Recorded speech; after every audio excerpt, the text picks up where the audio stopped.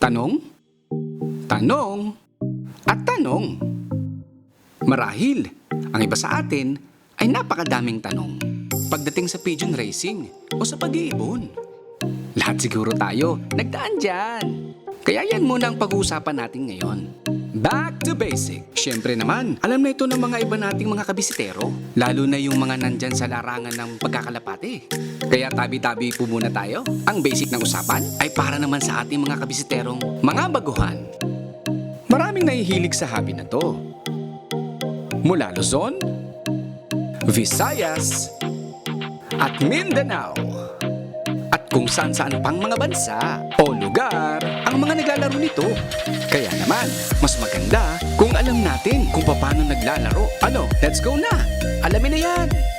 Ito ang Bisitero. Yan mga kabisitero. So sa dami po ng mga terms na yan, hihimay-himayin po natin yan, no? Kung ito man po ay kung saan man po abutin, ay itutuloy din po natin yan mga kabisitero. So sagutin po muna natin. Yan, unahin natin si Rico yung superset. Sa superset po kasi, kapag member na kayo, ang laro po ng superset, dapat po sa lahat ng laps, let's say kung meron po ang club na 7 laps, dapat po sa 7 laps ay meron po tayong 7 na clock, no? Kasi kunwari meron po tayong speed na tinatawag, kunwari po kung 1,300 yung start, pagdating ng ibon, yung pinakamaaga mo, o ang pinaka-cut-off niyan is 700.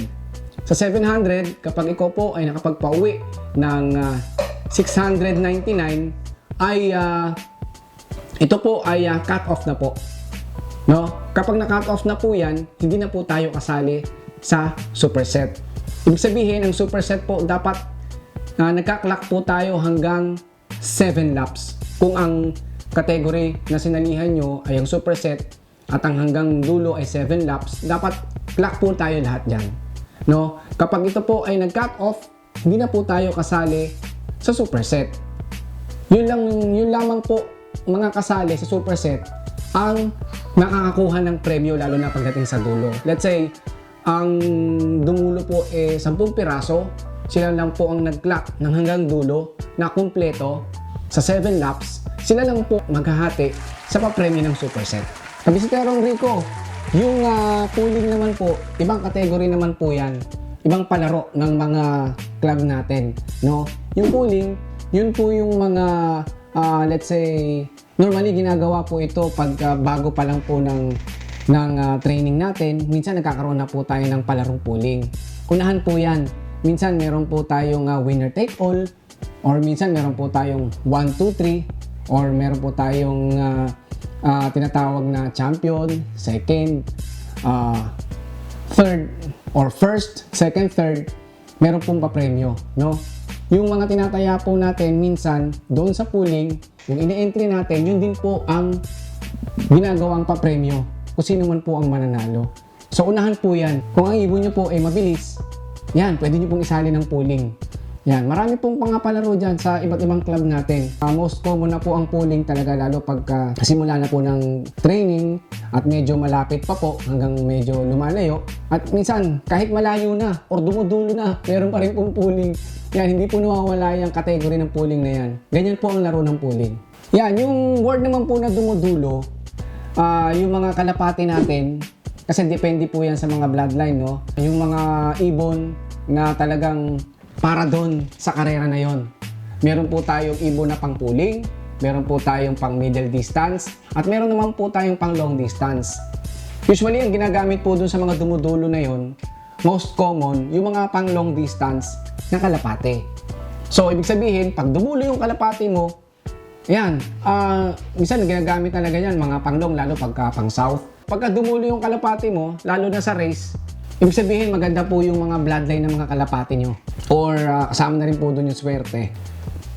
Nabutasan. So, yung word naman po ng nabutas or yung term na nabutas, yun nga po, katulad po ng sinabi natin kanina, doon sa superset, no? 7 laps po yan. Sa 7 laps, kapag po kayo ay na-cut off, ang tawag po dyan, nabutasan na kayo. no, sa laro ng superset. So kung yan ay na-cut off ulit, yan, mabutas ang uli. Okay? So cut off sa uli yan, cut off, yan, puro butas. Or minsan sinasabi nila, dalawa lang naklak ng kalapati ko, puro butas na lahat eh. Yun pong ibig sabihin nun, bro Rico. Yan, ang sumunod naman po natin ay Daybird. Sa Daybird naman po, let's say kung may karera po tayo ng Tacloban or MacArthur, let's say 2 days race, no?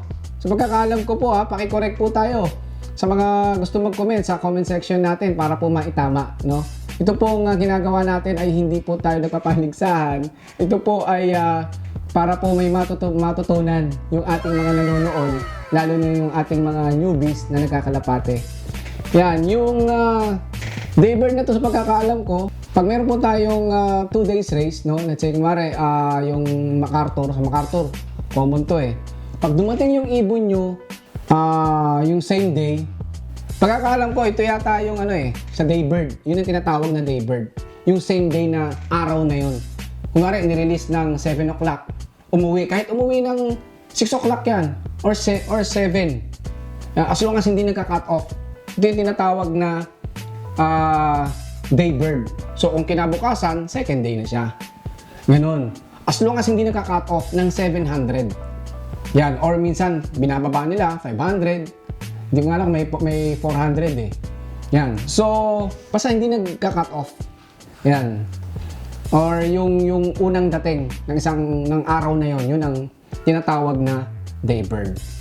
Ayan, kabisiterong Rico Cruz, sana po ay nasagot po yung inyong mga tanong sa ating sa comment, at salamat po sa mga comment nyo. Yung mga gusto pa pong mag-comment at kaya po nating sagutin, sasagutin po natin yan. At kung hindi man po, yung mga mas nakakalam, ayan, mag-comment lang po tayo sa ating comment section. Maraming salamat po sa inyo. Ito po muli ang inyong kabisitero, si Eric Medina. Maraming salamat po at ingat po tayong lahat. You know, ang konting detalyeng ating natalakay ay napakalaking bahagi nito para sa mga baguhang pigeon fancier. Yes! Itutuloy lang po natin ang mga usapan natin ganito. Super basic sa mga nakakalam at dagdag kaalaman naman sa mga baguhan. Ang napanood nyo ay ang pang 26 episode. Bago ang lahat, magbisitero, shoutout muna tayo. Shoutout nga pala, shoutout sa MPC at RRPC, Pasig, Cainta Fancier. At ganun din sa ARPCI Group. Betchok Gaming 84, Domingo Manuel 28, Mickey Amigo Vlog, George Paras, Michael Arellano, Shulan Navarrete Toledo, Naescript Loft 44, Naga City, Garlet Loft TV, Dexter Santos, Clarence Brosas, Eric Gagi Cristobal, Kagawad John Albania, JVA Mini Aviary, Chamba Chamba Loft, Eugene De La Cruz from Canada, Edgar Belosilio, at ang fancier ng Pasita, San Pedro, RP Rodriguez, Chris Carpio, Ian Domingo, Rani Garcia, Salvi Almeria, Akiloft TV, at sa lahat ng mga member sa club dito sa Romblon, TRURPC at RPSC. Kung nagustuhan nyo po ang episode na ito, pasupport naman po mga kabisitero. Paki-like, subscribe, at paki-click ang bell button para ma-update kayo sa mga bago pa nating videos. Maraming salamat po. Hanggang sa muli!